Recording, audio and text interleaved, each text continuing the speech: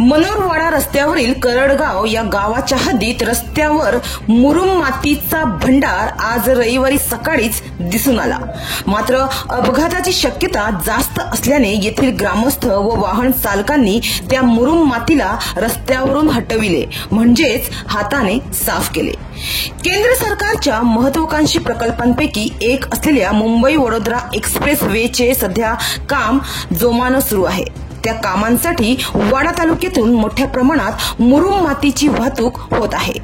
पालघर जिल्ह्यातून जाणारा मुंबई वडोदरा एक्सप्रेस वेच्या कामांमध्ये या मुरुम माती खडींचा जास्तीत जास्त वापर होत असून अनेक हायवा डंपरने वाडा ते मनोर रस्त्यावरून या मुरुम माती खडींची मोठी वाहतूक होत असते। दिवसभर ही वाहतूक सुरूच असते। मात्र आज सकाळीच मनोरवाडा रस्त्यावरील करडगाव येथे एका हायवा डंपर मधून मोठ्या प्रमाणात मुरुम माती रस्त्यावर पडल्याचे दिसून आले। मात्र यामुळे अपघाताची शक्यता नाकारता येत नाही। तर घटनास्थळी मनोर पोलीस देखील दाखल झाले होते। मात्र कदाचित हे काम सत्ताधारी केंद्र सरकारचं असल्याने कारवाई शून्य होण्याची शक्यता जास्त आहे।